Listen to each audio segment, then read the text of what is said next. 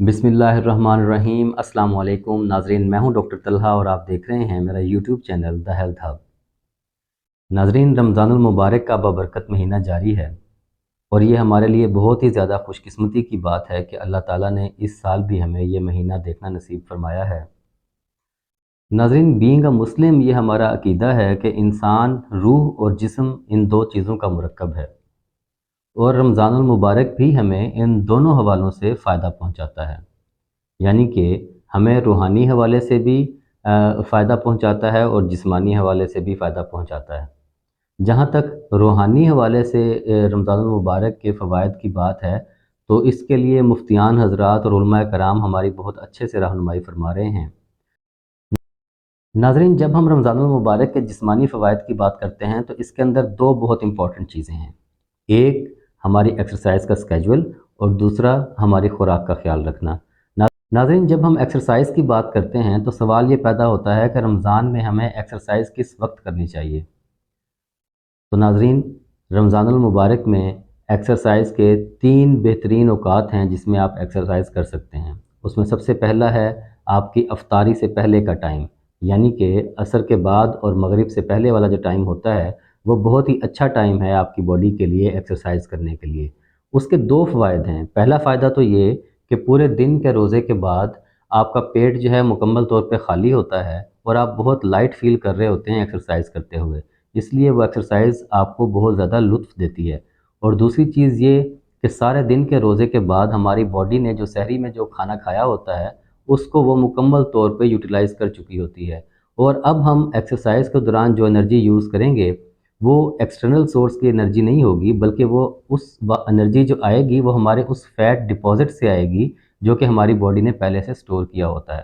तो ये जो टाइम है एक्सरसाइज का अफ्तारी से पहले वाला, ये उन लोगों के लिए भी बहुत कारगर साबित हो सकता है जो लोग वेट लूज़ करना चाह रहे होते हैं।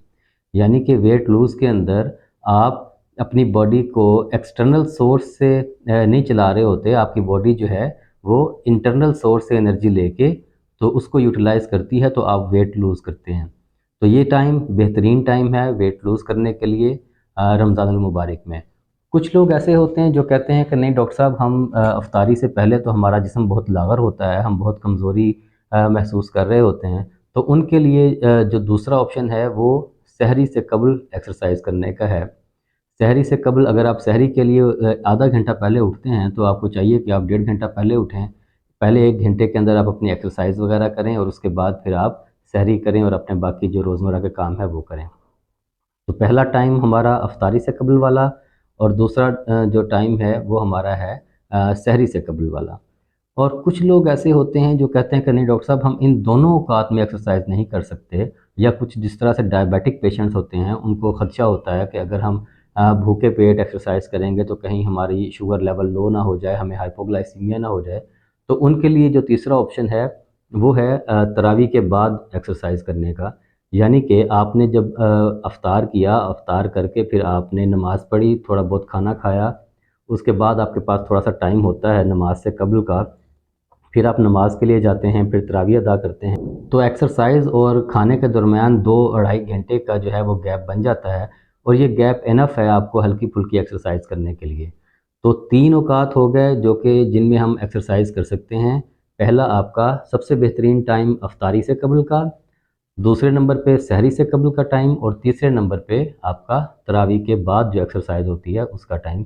ये 3 औकात एक्सरसाइज के लिए बेहतरीन हैं। नाज़रीन, एक और इम्पॉर्टेंट चीज़ कि रमज़ानुल मुबारक में हमें एक्सरसाइज कितनी करनी चाहिए। तो इसके लिए बेहतर ये है कि आप रमज़ानुल मुबारक के जो पहले 4-5 दिन हैं उनके अंदर हल्की फुल्की एक्सरसाइज करें।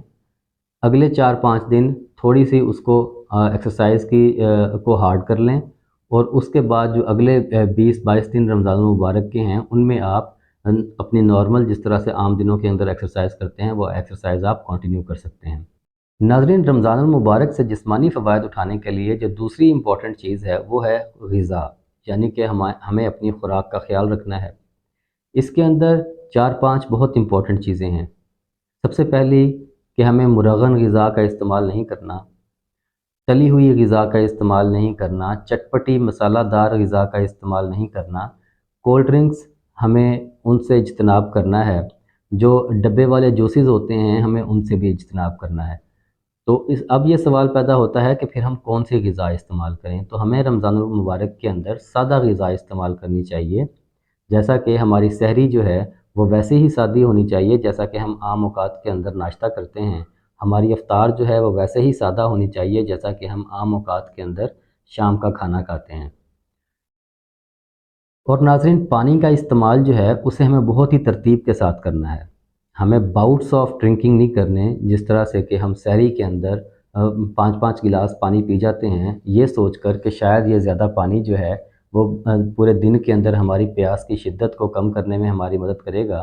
تو ناظرین، یہ کنسیپٹ بالکل غلط ہے، ایسا بالکل نہیں ہوتا۔ جو ہم ایکسٹرا پانی لیتے ہیں سحری کے اندر، وہ 1.5-2 گھنٹے کے اندر ہماری باڈی یورینیٹ کر کے اس کو باہر نکال دیتی ہے اور اتنا پانی اپنے اندر رکھتی ہے جتنا کہ اس کو ریکوائرڈ ہوتا ہے۔ تو اس لیے ہمیں سحری کے اندر زیادہ پانی نہیں پینا۔ اس زیادہ پانی پینے کے آپ کو نقصانات ہو سکتے ہیں کہ آپ کو سینے میں جلن ہو سکتی ہے، آپ کا جو متلی الٹی کی کیفیت بھی آپ کو پیدا ہو سکتی ہے۔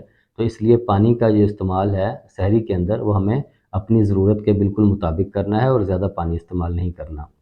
ناظرین، افطار کے اندر پانی کس طرح سے استعمال کرنا ہے؟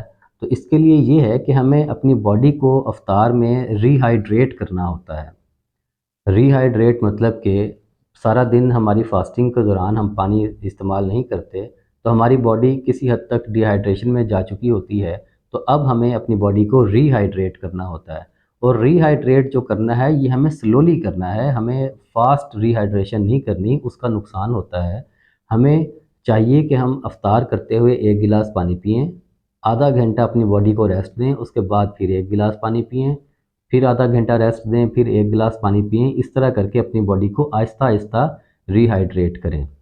اور ہمیں اس چیز کا بھی خیال کرنا ہے کہ باڈی کو ری ہائیڈریٹ کرتے ہوئے ہمیں اپنے جو لیکوڈز کا مین پورشن ہے وہ سادہ پانی کو رکھنا ہے، یعنی کہ پلین واٹر کو رکھنا ہے۔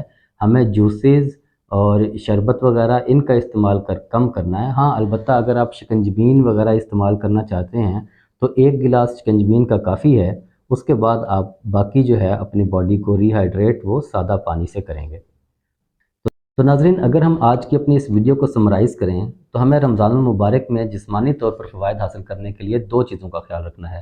ایک، ہمیں اپنی ایکسرسائز کا خیال کرنا ہے، ایکسرسائز کے اندر ایکسرسائز کے اوقات اور کتنی ایکسرسائز کرنی ہے اس کا خیال کرنا ہے۔ اور دوسرا، ہمیں اپنی خوراک کا خیال کرنا ہے، خوراک کے اندر ہمیں کیا کھانا ہے کیا نہیں کھانا، پانی کب کب پینا ہے اور کتنا پینا ہے، اس کا بہت خیال رکھنا ہے۔ تو ناظرین، یہ تھی ہماری آج کی ویڈیو، امید کرتا ہوں کہ آپ کو پسند آئی ہوگی۔ ناظرین، اپنی اور اپنی فیملی کی صحت سے جڑی مزید اس طرح کی معلوماتی ویڈیوز دیکھنے کے لیے میرے چینل دا ہیلتھ ہب کو سبسکرائب کریں، بیل آئیکن کو پریس کریں تاکہ ہماری ہر آنے والی نئی ویڈیو جو ہے وہ بر وقت آپ تک پہنچ سکے۔ اپنا اور اپنے گھر والوں کا بہت سا خیال رکھیے گا۔ اللہ حافظ و ناصر۔